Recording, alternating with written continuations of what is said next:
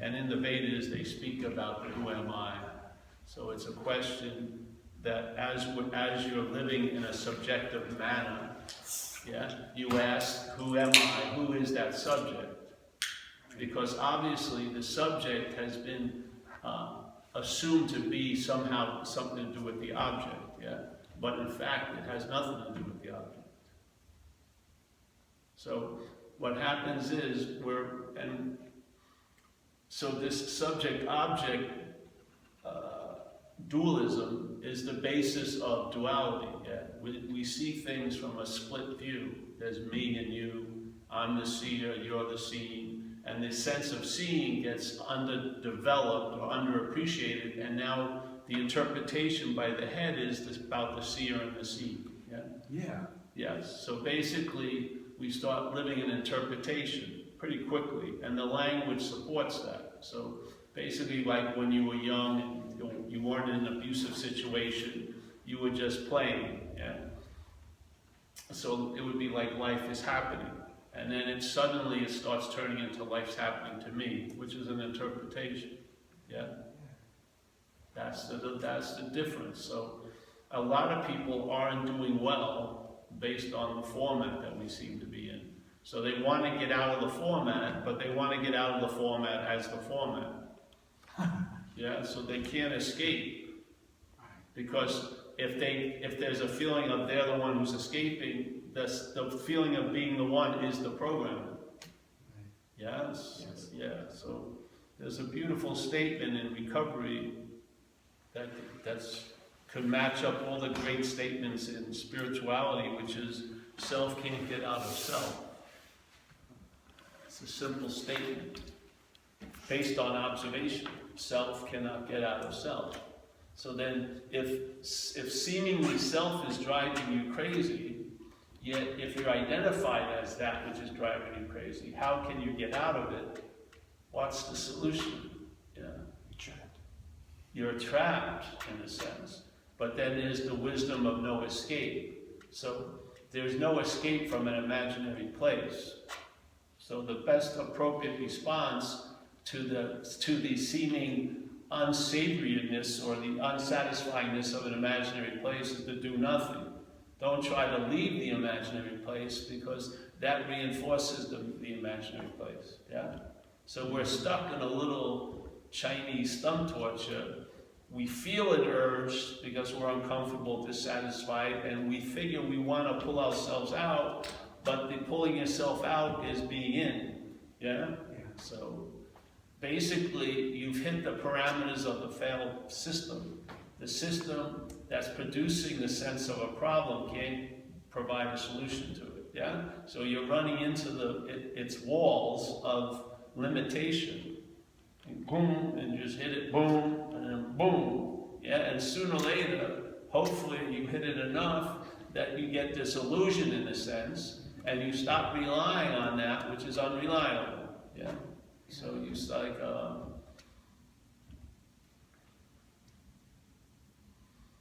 in AA we call it, you get sick and tired of being sick and tired, something happens. And then, see, this is the dilemma though, it's very tricky, because again, what you're trying to get out of, you're going to try to get out of it by that which you're trying to get out of. Yeah, so that which is playing God is going to try to quit playing God.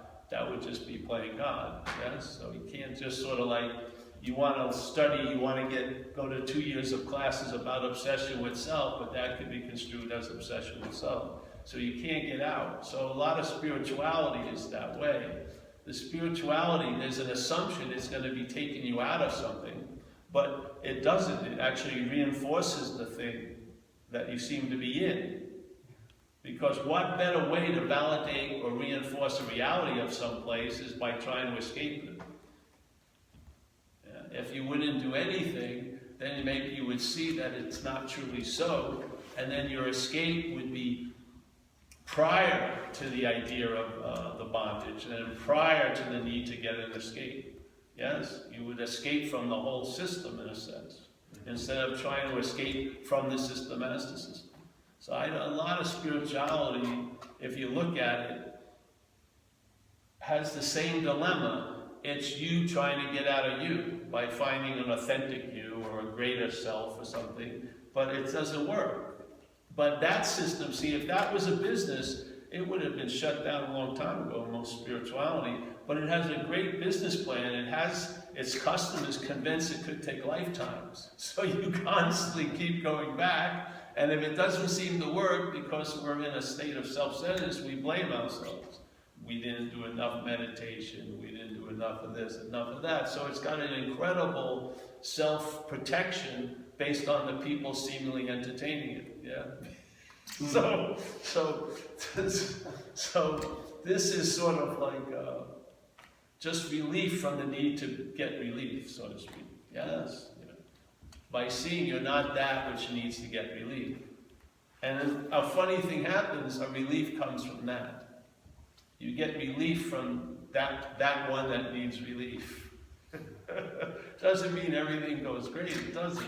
It means you travel lighter over it all. You know, there isn't a get out of jail free card here. You're on the Monopoly board.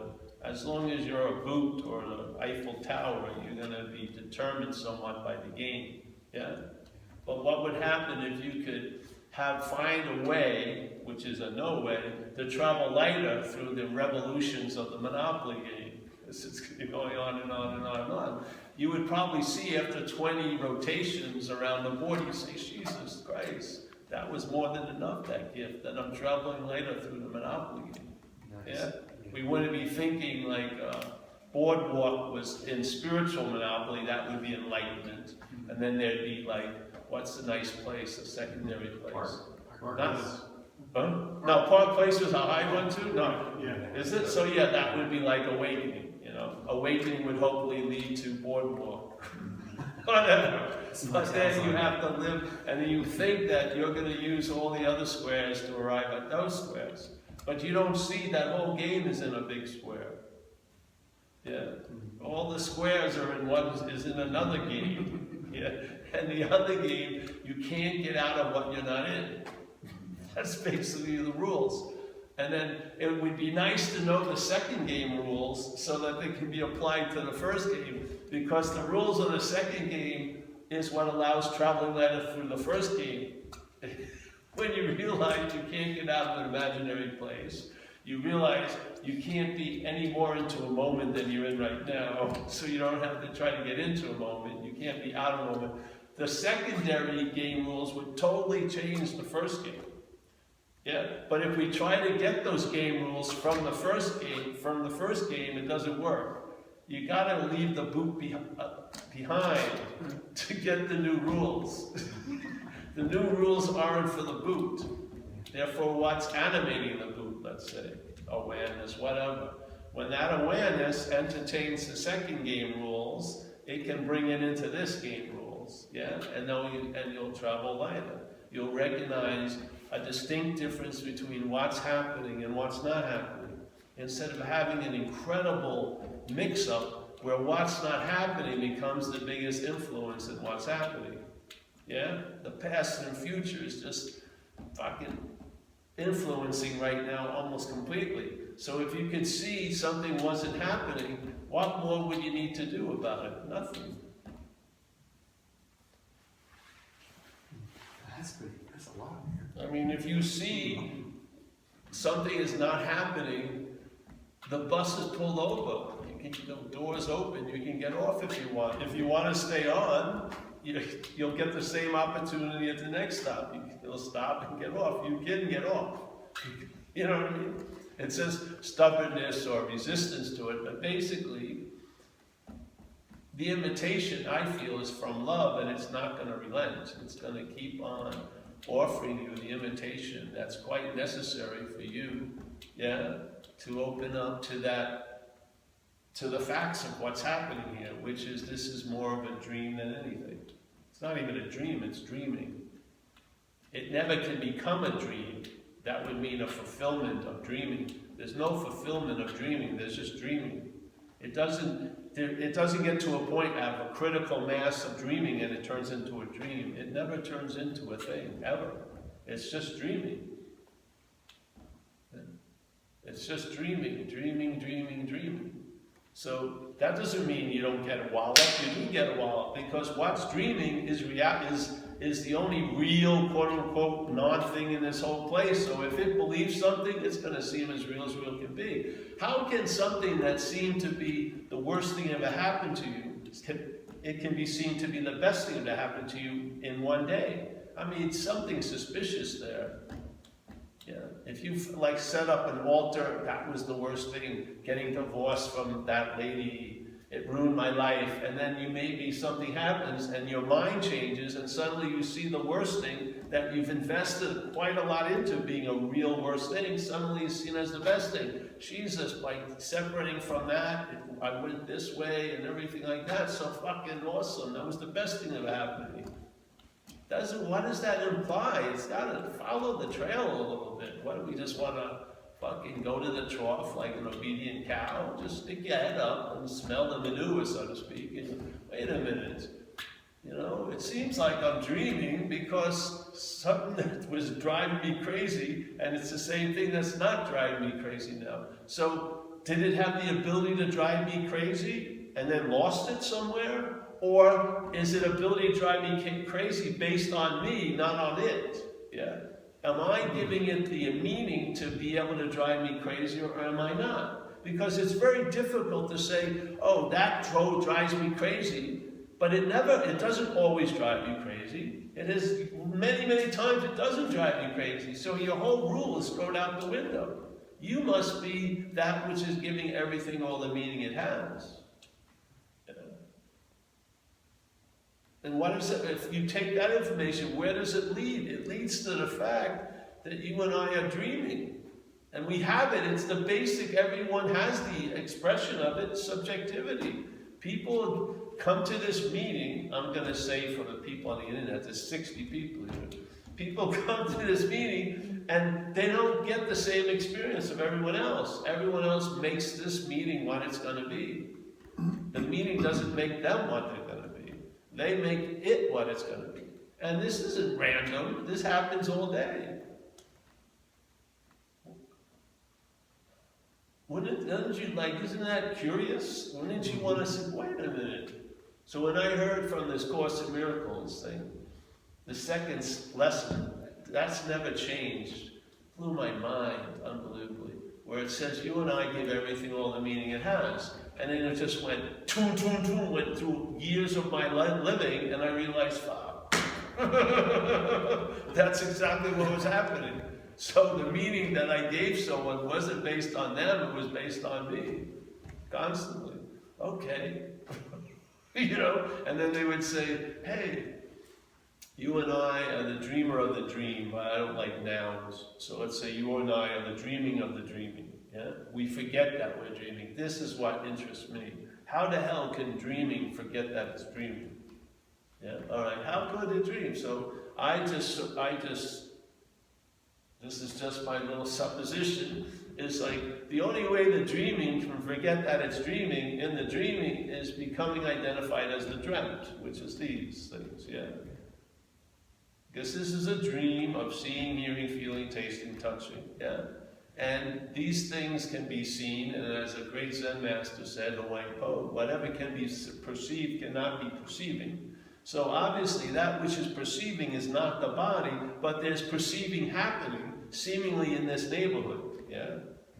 So I would say the dreaming is that which is perceiving, but now suddenly something happened, it became identified as the dreamt, so like the light got identified with the projector, the camera, and now thinks it's projecting the movie, not realizing it's just conducting light. Yeah? Without the light, based on the electricity, there'd be no movie. The projector cannot project anything. Yeah? Because it doesn't have any inherent power. It's inherently empty of animation. It needs to be plugged in, and suddenly it can project a movie. So the body is not what's seeing, hearing, feeling, tasting, touching. The body has the facilities to see, hear, feel, taste, and touch. Yeah. Why get it straight? So you stop calling it, because all day the language that we're listening to all day says, I saw that, I saw that, I saw this, I saw this, I can't believe I saw that. It's constant, it's like a mantra, the mental state's chanting, the I, me, my mantra, and it chants it so much that the mind, the bigger mind, pictures itself as the dreamt. Yeah? And suddenly now the seeing is forgotten. The miracle, the magnificence of being conscious is just mind-boggling. That you're awake on your worst days and your best days. You're seeing, hearing, feeling, tasting, touching. It doesn't matter if you got up on the wrong side of the bed. You're seeing that wrong side of the bed. And you see with absolutely no volition. Yeah, you can try to close your eyes, but there's just so much fucking light there. You're still seeing, but you're not seeing anything.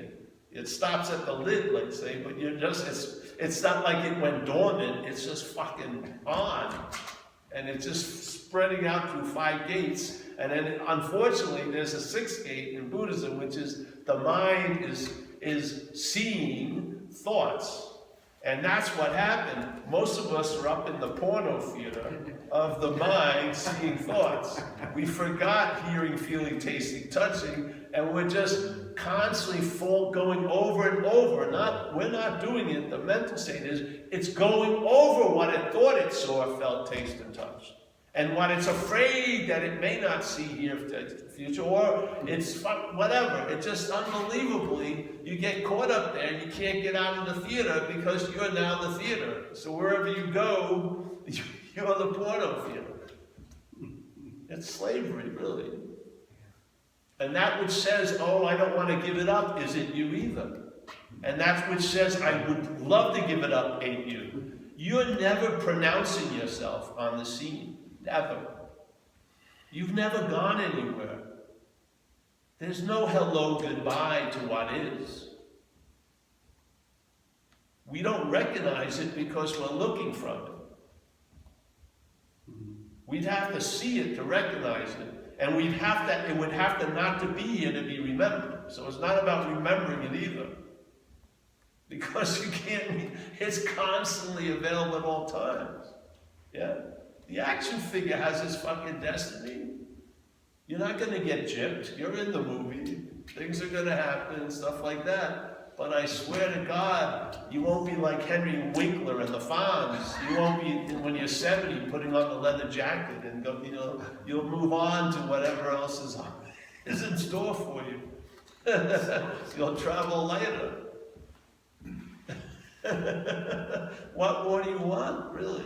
Wow. I'm in pain every second of the day now with this knee. I have a level of pain and it draws attention to it, yeah? And I don't know what to do, and I don't want to take medication, so it's fine. But this is what happens. The traveling lighter isn't based on I feel fucking great all day. It's based on I'm not that which is thinking it's feeling everything all day. That's what it's based on. So the story, I get the story, but it could be anybody's story. And I have empathy because a lot of people have the same story. I don't see it as uniquely mine. And therefore, the suffering, though happening, or the pain, doesn't get so extended in time and become a big fucking story. I don't really bitch about it much, you know?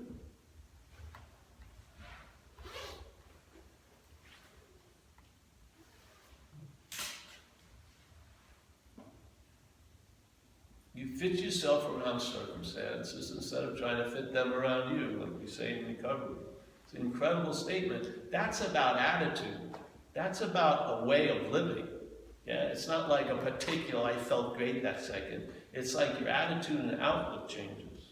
And I'm telling you, when you get relief from the problem, you'll know what the problem was. And the problem was and is an activity that the solution is entertaining, basically.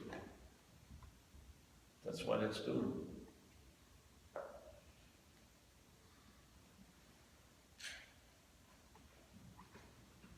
So the solution truly is an inherent fact. That's what non-duality is to me. It's a fact. Not debated, not argued, it's a fact. Yeah? I see what I'm not, and it's in the seeing of what I'm not, I get a sense of what I am. It's like a very strange mirror because you have no face to get reflection of. But you can see what you're not, and in seeing what you're not, you get a sense of what you are, which is seeing. And when the seeing is in activity, it's seeing what it's not all day. And in that seeing what it's not, it gets a sense of what it is. Yeah? Seeing, untouched, undisturbed by all the shenanigans that Paul has gotten into in this life. Yeah? My effect is like very, very, very, very, very, very skin deep. It leaves no mark. It doesn't extend at all. This is like a dream, basically. Yeah? It seems as real can be when it seems as real can be. Usually when it seems as real can be, there's a fullness of self. There's an obsession with self, or there's an assumption of self. And that assumption of self is like a petri dish that launches many, many fucking other ships. If that weakens, a lot of those journeys you won't be buying tickets for, like we said last week. Basically, all the mental trips are one way, because as soon as you wake up, you don't have to buy a ticket back to where you always are. So they're all just one way, the flight gets canceled, and then you're right back at the airport. You never got on the flight. It seemed like you went on it, but as soon as it gets canceled, you never even bought a ticket. Nothing ever happened. You get a free sample of it every night when you go to sleep. Fuck. What happens when you wake up in the morning? What happens with me when I wake up in the morning? You're still, there's a body sense, but it's not so attended to. So there's like a lovely little middle stage. You can feel really at peace with the body at that moment. Yeah, because it's not yelping as much, yeah? And it's like a lovely, if you don't have to get up, it's a lovely space. You can just, it's like a trance. And you get the experience of the action figure in the body, but you don't get a lot of the debits, you know?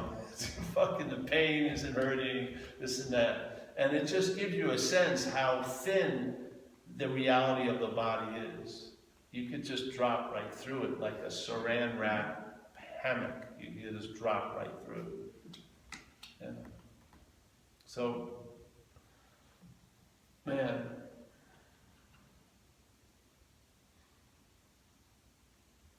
Entertain it. Entertain the ideas, man. It'll clean house. It doesn't need you appointing where to go. It knows exactly what to do. And a large part of your mental state will be very disappointed because you're not going to be the star. You may not have a loving gaze. You may not have, like, adoring fans. You may be seen as just, the greatest freedom is ordinariness. Yeah, you're just ordinary. Yeah. But in a sense you're not, because underneath the ordinariness is, there's space. Yeah. You're available, therefore you're of service. I'm not in the back of the house when the doorbell rings. I'm right there. Yeah. I'm not getting chipped ever. Ever. Not 1 nanosecond. So, yeah. So what I found is a beginning thing with people, because this is really a duality meeting, because you teach about duality, or you share about duality. You can't share about non-duality. And the biggest prohibition of it all, on the fundamental flaw of sharing this message with people, is the sense of who's going to be hearing the message. So let's say we're sitting here and we take 4 hours to chant together, I'm not a body, I'm not a body, I'm not a body. There'll be a sense of the body doing it, you see. So the thief is already in the house and he'll join in the chorus. He will. So the biggest thing is not the message, but how it's heard. And a number of people in spirituality have pointed out this basic proposition, like the thief, which you are the thief and the policeman and the thief. Yeah, you're the whole, all of it. So he says, Ramana Maharshi put it in one way, he says there's a presupposing, this would be the base.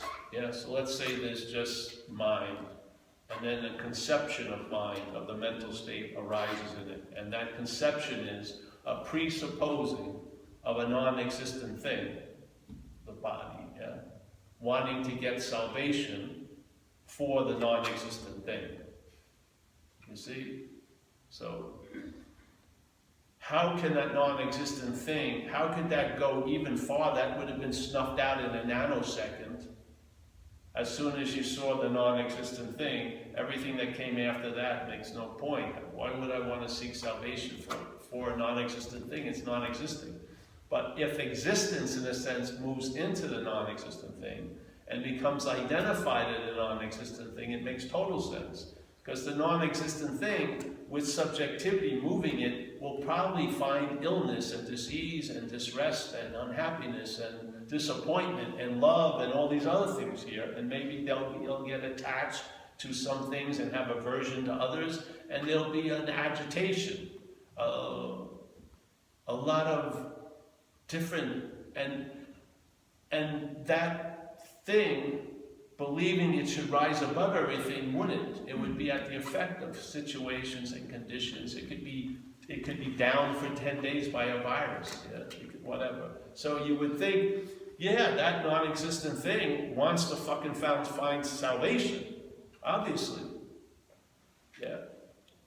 But see, now there's an identification seemingly has happened. So now the non-thing is identified as the thing, and is seemingly suffering the thingness of it all, and it wants to get salvation, not from the thingness, because it's identified as it. So when it's thinking of salvation, it's including the body as the one that's going to get the salvation.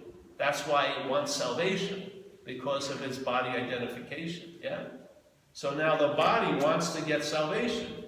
Obviously, it makes total fucking sense. And obviously it doesn't seem to be its own source of salvation, because it seems to be powerless over things and assess, so it's going to seek salvation. This is the dilemma, because it's a misidentification. That which is prior to any need of salvation, which is the non-thing, has now become identified as the boot on the Monopoly board, and suddenly, as soon as it takes itself to be the boot, it's at the effect of the game. So if it ends up in Baltic Place or whatever, or it has to give some houses away, it's running out of money, it's going to jail, all of this stuff's happening. But it can only live through that as the boot. Now it wants to get salvation from the effects of the Monopoly game, but it wants to beat the boot to get it. So this is the dilemma. The non-existent thing wants to get salvation. That's the fucking dilemma. That's why it's not working. Because the problem wants to get solution, not from the problem, but for the problem, which would be a bigger problem. This is what's happening. In little ways and big ways. It's different degrees, but it's the same fundamental flaw. So when you hear the message, there is no body, you're hearing it as a body. That's going to override the message. If you weren't a body, you wouldn't need to hear the message. You're not a body. You know, wow, that's news. I know I'm not a body. You know, it's because you're taking yourself to be a body. You now use negation, but the problem is the negation is neutered because you're identified as the body. So it's the body trying to entertain it's not a body, but as a body. So now I can't have any desirers. It makes up some weird fucking shit to sort of prove to itself it's not the body. And it goes into weird gymnastics and everything. But the fact is, the body is still reigning supreme because you're identified as it. It's like the simple thing in that movie Moon, the clone, they figured out the clones work better if they're given human programming. They do a lot more work. And the human programming has the story of this clone as a person is he's on this 5-year job on this moon, working on the moon. He's the only person there, and he's from Boston. He only has 5 more days left, and then he's going to go home to his wife and kid and go to the Red Sox and da-da-da-da-da. He's a fucking clone. He never was in Boston or anywhere. Yeah? But, so what happens is, something happens and he gets indisputable evidence that it's a clone, and you would think, oh, fucking everything's cleared up. The clone? Yeah, you're a clone. All right, you're a clone, boom, that's it. But when it hears the message it's a clone, it's caught and understood from the human programming. That is exactly what fucking happens here. Yeah. It gets to such a point that you want to be a non-self as a self. You see? It's so stubborn, you cannot imagine you not being here. So you're included in all the formulations, and therefore a mental logic goes, yeah, I got to get out of this place, or I got to get more into this place. You can go either way, yeah? Because either you're thinking you're missing out, or not in the moment, or I want to get out of this fucking moment. It's just fucking incredible. So it doesn't matter. It does both ways, yeah? And it would make total logic to go that way. Just like there's a great saying by the same Zen master, Huang Po.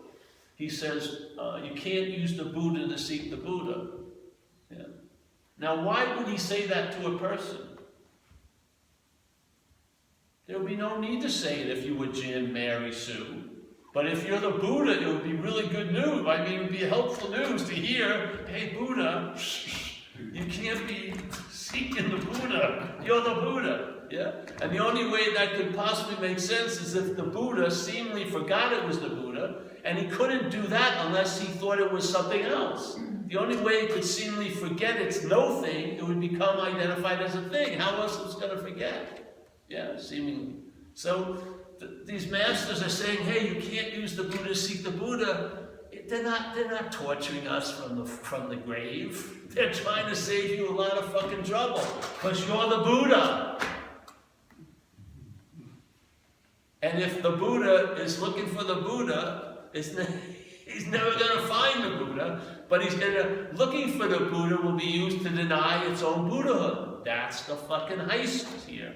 It's duplicated, it has different degrees, it wears different garb, it's in different locations, in spiritual places, it's Newark, New Jersey, everywhere, but that's what's happening. In the mental state, there's a robbery going on.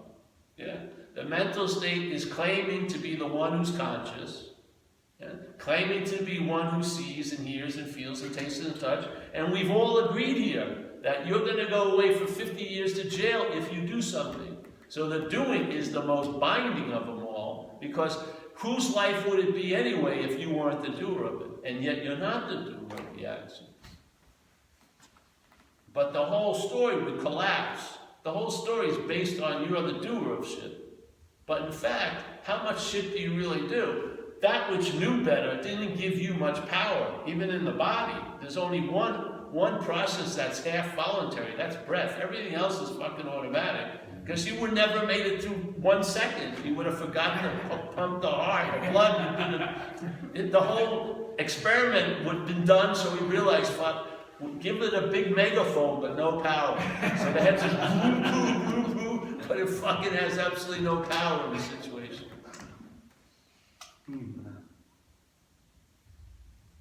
And what happens if you get right-sized about that? You'll travel fucking lighter.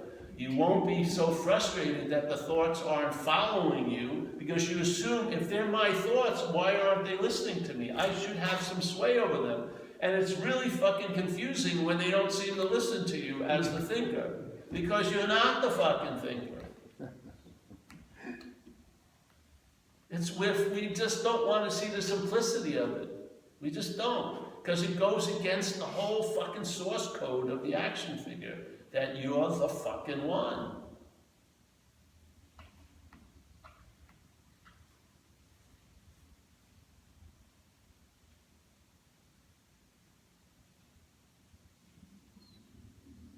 You can feel the relief. It's fucking thick. Yeah.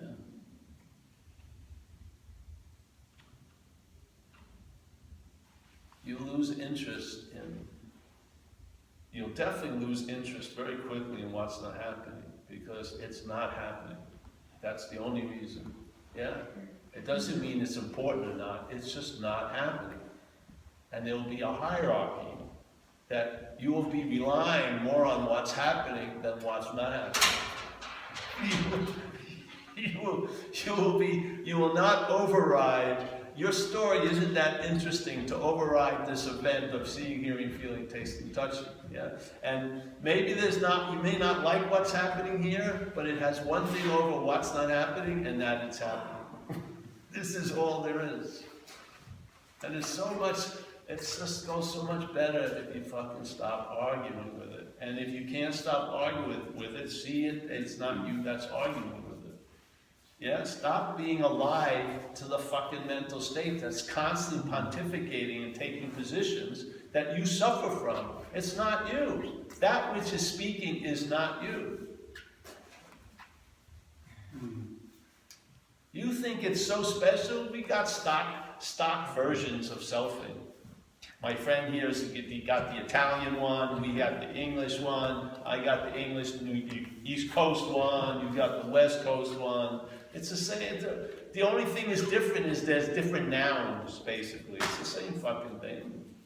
That's what I learned when I went into AA. It was really quite surprising to someone who felt he was so terminally unique to hear that a lot of people had my thoughts and my feelings and my reactions to life.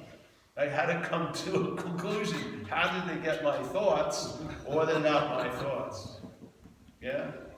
What happens with that? You don't fucking put a period at that. If they're not my thoughts, enter fucking tame. Let the mind go. Let raw mind feeds on possibilities. It doesn't feed on the same old, same old. It's like fucking tranced out here. It's like a marathon runner in a closet. It's so fucking bored with this whole thing in a lot of ways. You gotta give it some fucking meat occasionally. Yeah? So don't let a period come up. Hey, if they have my thoughts, they mustn't be my thoughts. You know, entertain. What would it mean if these aren't my thoughts? Find out, you know? Fuck. Like, I just remember it happened succinctly one time in about 9 years of sobriety. The whole thing is, in AA, you learn when you get sober what had defeated you in life, which is self, yeah? And the problem resides in the mind, so self is made up in mind, yeah? The thought system basically with the backup of memory and then the misperceiving constantly, seeing threats when there aren't any, shit like that. So that's like the three-pronged system that reinforces the idea of being a someone. So when you get into recovery, when the fog clears, it makes it very clear that your head has driven you fucking crazy, yeah? And it drives you to drink, and once you drink, you can't stop drinking, yeah? Because you've lost the ability to stop, yeah? Now, people who are not addicts and alcoholics cannot understand that, but so we get together in groups where we have a complete understanding of that. So a normal person comes into a meeting and they're aghast at some of the statements, and we're all laughing because we know what it's like to live under that parasite, because we've all lived under the parasite. It is not us, it's the parasite we lived under. The parasite was the dominant demonstrator in our lives, not us. We were taken over. So when you listen to other people who were taken over, it becomes clear to you that something has defeated you. Something that's other than you has defeated you. Yeah? All right. So when you finally see that which has been implied and assumed and supposed to be you, yeah, which is always inferred and insinuated by the thought system, this phantom of it being a thing, is, right? When you see it as something foreign than you, what happens? The first thing that happened to me, and I swear it was possible for forever, but it never dawned on me until this happened. First, what happened? I saw that which defeated me as foreign to me. As soon as I saw it as foreign to me, I entertained the possibility I can be free from it. Instead of trying to be free as it, through it, for it, which I've been doing most of my life, I saw it as something other, and finally the head went click, and went, I can be free from it. And I've never stopped entertaining that now for many, many fucking years. Yeah?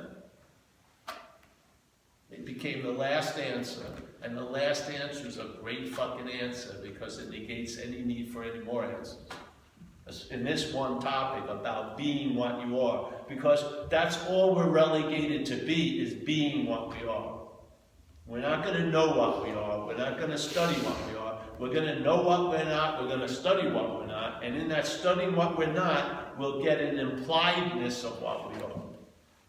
And then you realize the only, and it's always been this case, you have always and always will be, because it's not of time, be that which you've been looking for.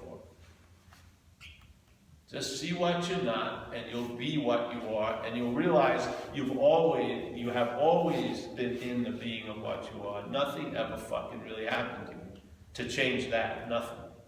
It can change my leg, the formation of my leg in accident. It can change this, it can change that, but it cannot change what I am. This place is full of changing, but does not provoke any change in what I am, what I truly am. I'm untouched by all this activity. That's where you can rest. That's where peace lies. It's in your own nature.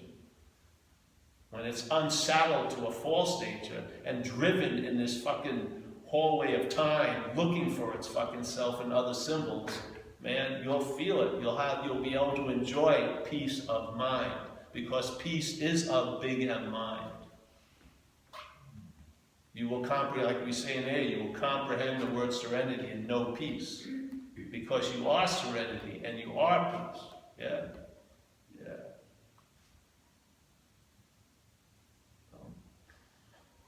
That's basically it. It's more like a direction changer. I think most of us are misdirected. Something captures our yearnings or whatever, our longings, and misdirects them. And then things that seem to have been the greatest source of joy become a pit of hate sometimes. Things that you hope were going to be something turn into the exact opposite a lot of the time. How can you not be disappointed here?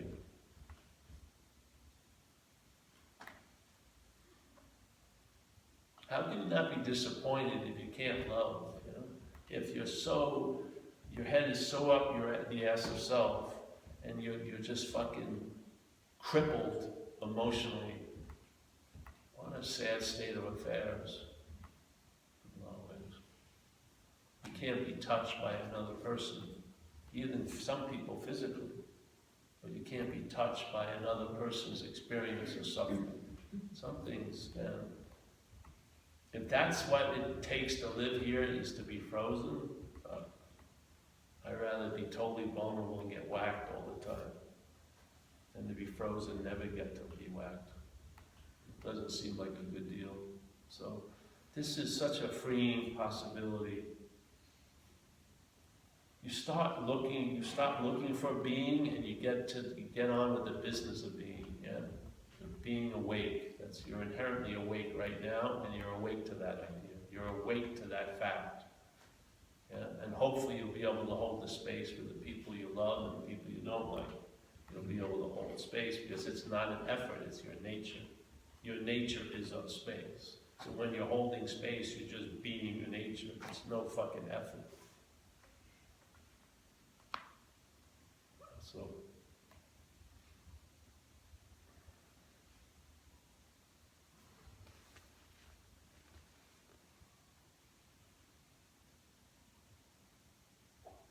you know, they say that the selfing takes it's like the quickest process in the world, the mental state, organizing a story of self, yeah?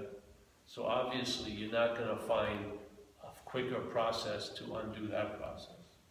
The self will always claim all the meditation to apply to meditator, yeah? But the only way you can sort of beat that is in timelessness, and that's your inherent nature. Because in timelessness, the gun is always out. You're never going to lose the draw because you've never drawn it. It's always there.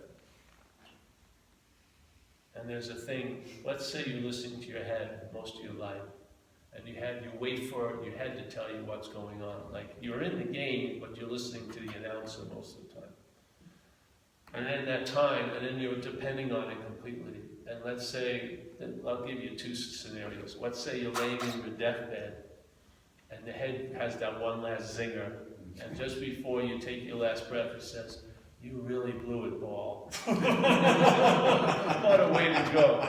Ouch, on that note. And another one is, let's say you're waiting, to hear what's happening from the head, and you pass away, meaning the head stops, and you miss the boat. You're like, because the thing that's going to tell you you're dead's dead. I would think I would get on with it now. Might as well get on with that correction now.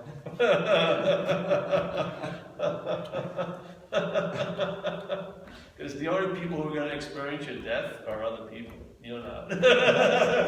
You're going to be dead.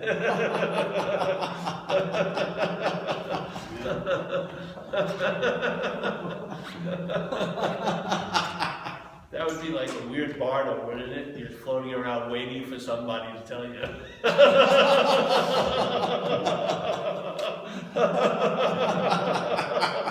Thousands of eternities go by. What happened? Where's that voice? I relied on it so much. It's proved to be unreliable. Oops. I wish I knew it earlier.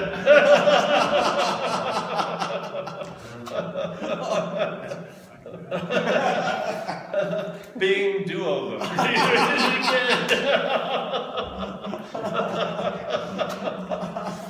right, well, that's done. Any questions? No? Good. Thank you, everyone. Let's pass the basket. Zen? Where's that shirt, Zen? You forgot it. Oh, okay. Wow. Yeah.